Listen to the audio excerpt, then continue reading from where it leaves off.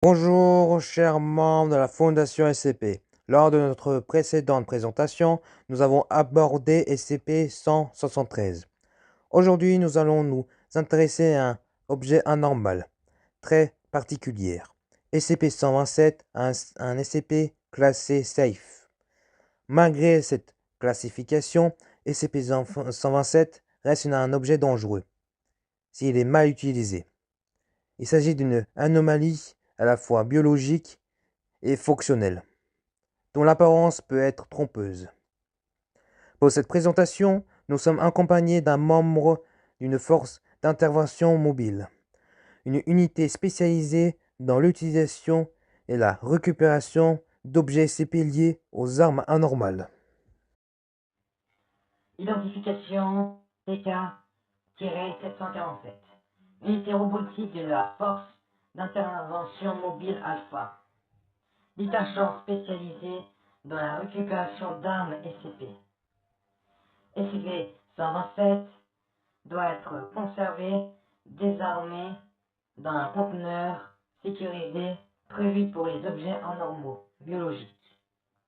Toute utilisation de SCP-127 est strictement réglementée et nécessite une autorisation de haut niveau. L'arme ne doit jamais être utilisée de manière prolongée, ni confiée à un personnel non qualifié. En raison de sa nature vivante et organisation, SCP-127 doit être inspecté régulièrement afin de détecter tout changement de comportement ou toute détérioration biologique. Une exposition prolongée d'un utilisateur à SCP-127 peut entraîner une fatigue extrême, des blessures ou des effets biologiques dangereux. Procédure de confinement terminée. SCP-127 est une arme à feu anormale, ressemblant à une arme automatique expérimentale. Cependant, contrairement aux armes conventionnelles, SCP-127 est un organisme vivant. Au lieu de tirer des balles classiques, SCP-127 projette des dents humaines, produites biologiquement à l'intérieur de l'arme. L'objet semble posséder une forme de comportement instinctif. Il se régénère lentement avec le temps, comme s'il s'agissait d'un être vivant capable de s'adapter à son environnement. Malgré sa puissance, SCP-127 est considéré comme instable et potentiellement dangereux, non seulement pour ses cibles, mais également pour son utilisateur.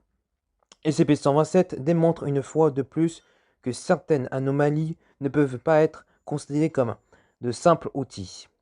Bien qu'il puisse sembler extrêmement efficace sur le plan militaire, son caractère vivant et imprévisible en fait une menace permanente. C'est pour cette raison que SCP-127 reste confiné, surveillé et rarement utilisé par la Fondation SCP. Merci d'avoir suivi ce rapport. À la prochaine pour l'analyse d'un nouvel objet SCP.